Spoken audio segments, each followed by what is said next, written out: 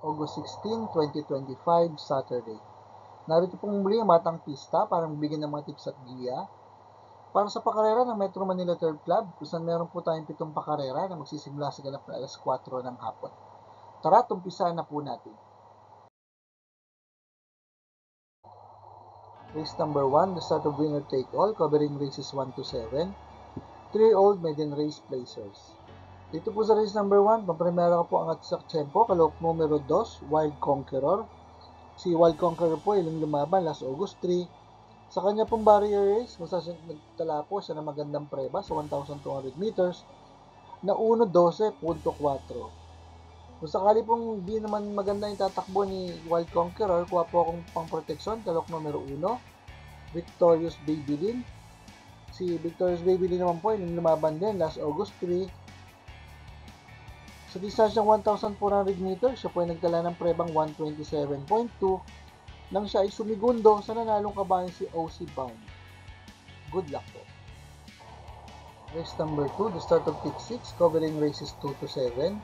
Pilracom rating base handicap system race, class 5, 17 to 41 split. Dito po sa race number 2, pampremera ko pong kalok numero 9, Chocolate Thunder. Si Chocolate Thunder po ay lumaban last July 26. Sa distansyang 1,200 meters, siya po ay nagtala ng prebang 1:15.4 nang siya ay pumampito sa mga kabayan sila Sea Rice at Bontay Shore.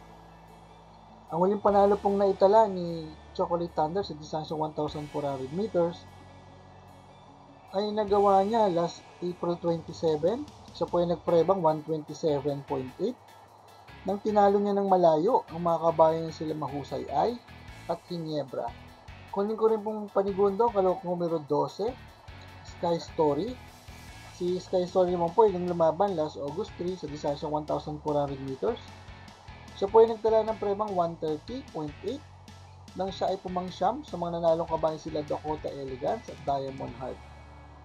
Pero bago po yun, last July 20, si Sky Story po ay nagtala ng magandang preba sa 1,400 meters ng 1:25.6 nang siya ay sumigundo sa nanalong kabayan si Main Event.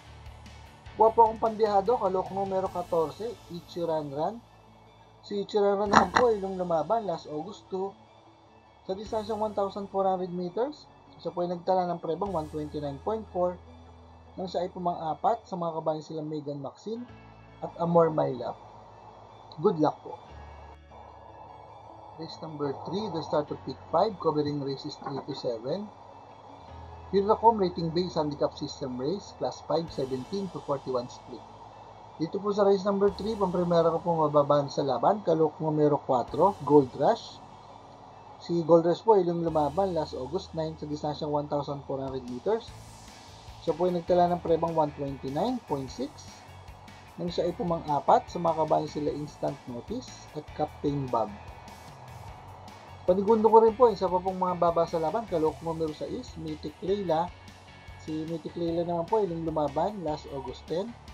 Sa kanya pong barrier race, sa distansyang 1,200 meters, siya po ay nagtala ng prebang 1:15.8. Kuha rin po akong pantersero, diadong kalok numero 14, Work From Home. Si Work From Home po ay lumaban last August 2 sa distansyang 1,400 meters. Siya po ay nagtala ng 1:31.2 nang siya ay pumansampu sa mga kabayan sila Megan Maxine, Amor My Love at James Hadena. Ang pinakamagandang preba pong naitala ni Work From Home sa ngayon ay nagawa niya last May 4 sa distansyang 1,400 meters. Siya po ay nagtala ng prebang 1:28.6 nang siya ay sumigundong dikit sa nanalong kabayan si Batang Actor 7. Good luck po. Race number 4, the start of pick 4, covering races 4 to 7. Pilracom rating base handicap system race, class 5, 17 to 41 split. Dito po sa race number 4, pampremera ko pong dihadong kalok numero 2, Isaiah. Si Isaiah po ilang lumaban last August 3.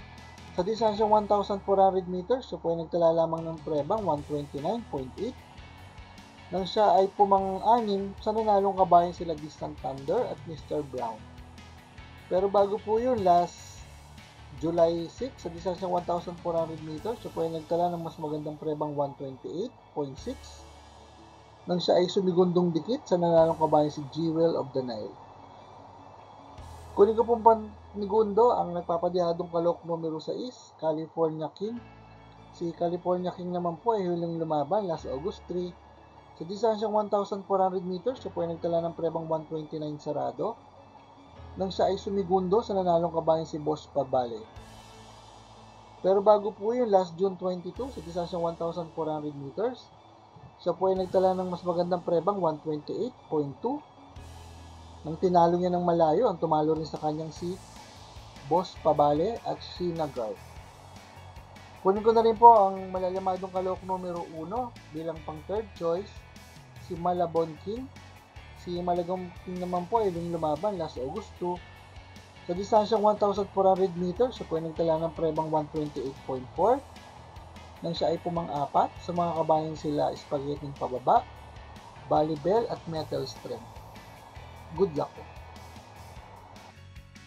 Paalaala mga katropang karerista, please click like, subscribe, and hit the notification button para makatanggap ng mga updated videos and race results.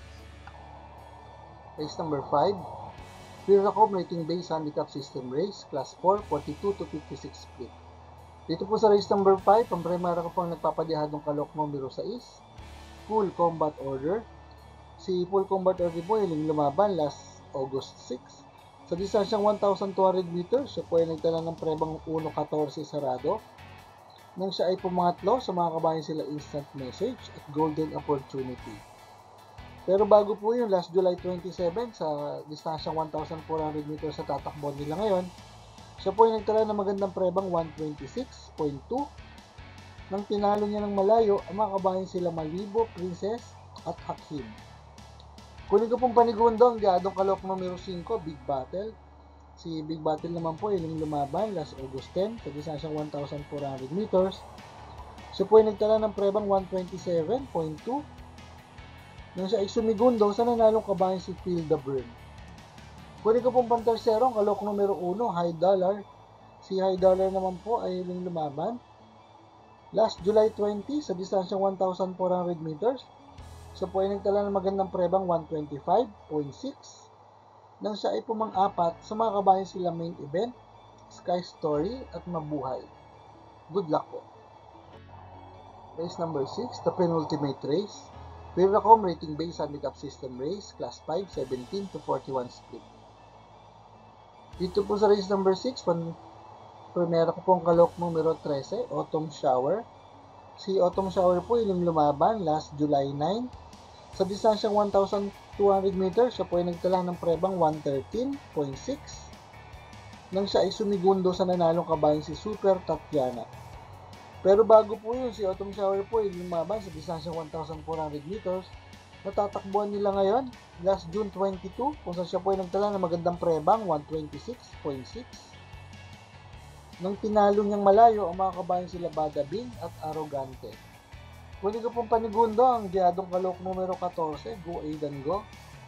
Si Go Aidan Go po ay lumaban last August 3 sa distansyang 1,400 meters. Siya po ay nagtala lamang ng tiyempong 1.30 sarado nang siya ay pumang-anim sa mga kabayan sila Bohemian, Sapin-Sapin at 14 de Oktubre. Ang huling panalo pong naitala ni Go Aidan Go sa distansyang 1,400 meters ay nagawa niya last June 8 kung saan siya po ay nagprebang 128.2 nang tinalo niya ang mga kabayan sila Heavyweight at Majestic Star. Kunin ko na rin pong pantersero ang kalok numero 7, Hakim. Si Hakim po ay huling tumakbo last July 27 sa distansyang 1,400 meters. Siya po ay nagtala ng magandang prebang 127 sarado nang siya ay pumangatlo sa mga kabayan silang Full Combat Order at Malibo Princess. Good luck po. Race number 7, the last race of the day, Firacom Rating Base Handicap System Race, Class 5, 17 to 41 split. Dito po sa race number 7, kung primera ko pong kalok numero 7, iikot lang. Si iikot lang po ay lumaban last August 3. Sa distansyang 1,400 meters, siya po ay nagpreba ng 130.2 Nang siya ay pumanlima, sa mga nanalong kabayan sila Boss Pabale, California King at Clairvoyant. Pero bago po yung si Ikot lang ay nagtala ng mas magandang prebang 129 sarado sa distansyang 1,400 meters last July 27 nang siya ay pumang-apat. Sa mga kabayan sila Blame the Ghost, Galactus at Fearless. Kunin ko pong pangnigundong kalok numero 3, Potential. Si Potential naman po ay huling lumaban last August 8. Kung saan siya po ay na-scratch. Pero bago po yun, siya po ay lumaban last July 27 sa distansyang 1,400 meters. Siya po ay nagtala ng prebang 130 sarado nang siya ay pumanglima sa mga kabayan sila Blame the Ghost, Galactus at Fearless. Kunin ko pong pantersero, may pinakamagandang preba rito, kalok numero 1, Cristiano. Si Cristiano naman po ay huling lumaban last August 3. Sa distansyang 1,400 meters, siya po ay nagtala ng prebang 130.2. Nang siya ay pumang-anim, sa mananalong kabayan sila Boss Pabale, California King at Clairvoyant. Pero bago po yun, last June 22, sa distansyang 1,400 meters, siya po ay nagtala ng prebang 128.6. Nang siya ay pumang-anim, sa mga kabayan sila Destiny at Be Fit and Fabulous. Good luck po.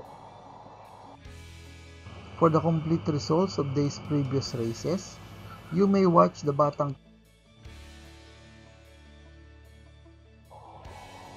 MMTC NX Racing Day schedule will be on August 17, 2025, Sunday.